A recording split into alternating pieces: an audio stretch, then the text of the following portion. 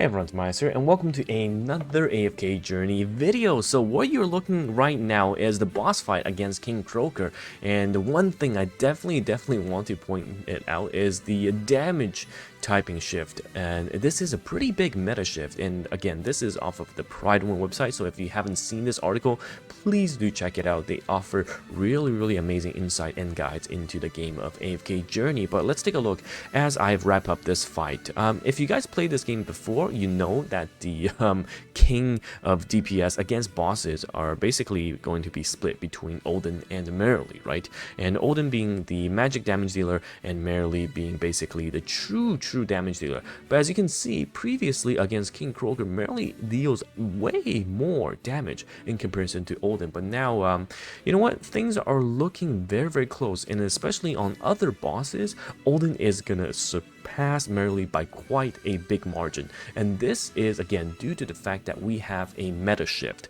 The Dream Realm damage type has now shifted from basically the pure, and it was crowned by Merrily as well as Corrin, and starting out right now after the Song of Strife season, we are having this shift towards magic, pure magic or pure physical damage. Okay, and again, you can see that Merrily and Corrin were basically the ones that were carrying the meta against the boss fights, but now Corrin and Merrily aren't as strong, and Oldie is definitely going to be at the top against the various bosses. And this is simply due to the fact that the Song of Strife season has offered us a variety of new artifacts, and among these the Crescent spell as well as the Quick Blade spell, and these basically offer magic defense reduction as well as physical defense reduction to the enemies, allowing your magic damage dealers and your physical damage dealers to do a lot more. Okay, it's actually crazy how basically having these artifacts changes how the boss fight goes. And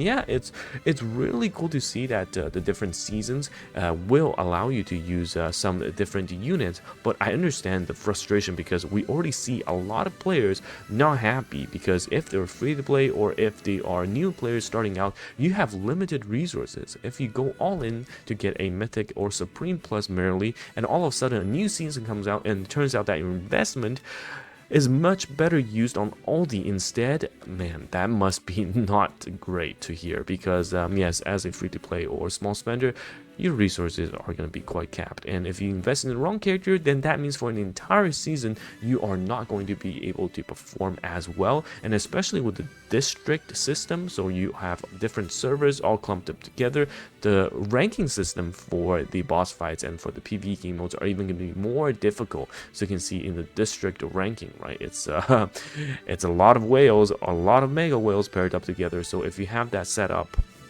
and you have your units that are not as good because of the damage typing shift, then yeah, you're going to perform less and less. But let's take a look at the winners as well as the losers of this shift. So true damage technically is not a nerf in the sense that it didn't get worse, the numbers didn't get worse, but it's just the artifacts giving additional defense reduction, so defense pen to your either magic users or physical users. So you still can use Merrily if you have invested in her, just in comparison to the previous Merrily and all the damage calculations, but now with the magic defense reduction, Oldie is going to be number 1. So yeah, Corrin's still 3rd place. So 1, 2, 3.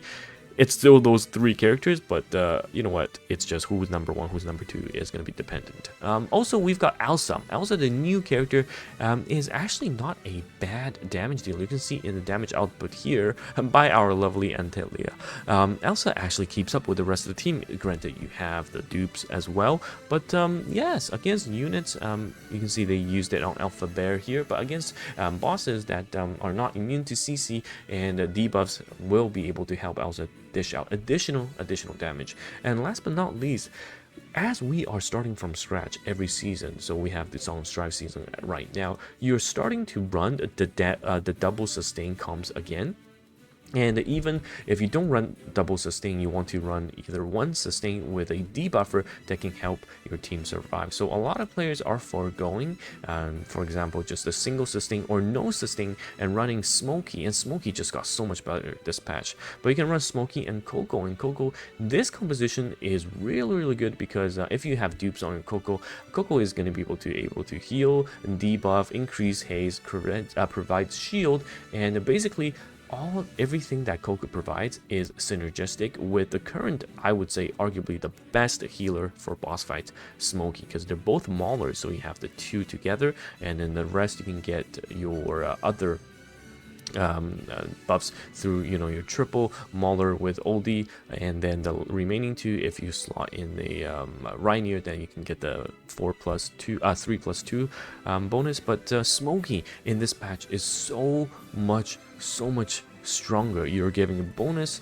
attacks to the ally with the most damage output, so this is the season skill, and Smokey now has a further buff in the sense that you no longer get interrupted through some of the CC skills, and this is quite crucial because Smokey's heals and buffs sometimes do get interrupted, and it's very annoying to fight against through all of the crowd controls. But with this, Smokey's stocks just went up, just like how old he is, and those two units are maulers, along with Elsa was another mauler, and we get Soren after that as well. So yeah, I can see the theme of this Song of Strife patch season rather is maulers unite, it looks like. But yeah, let me know your thoughts.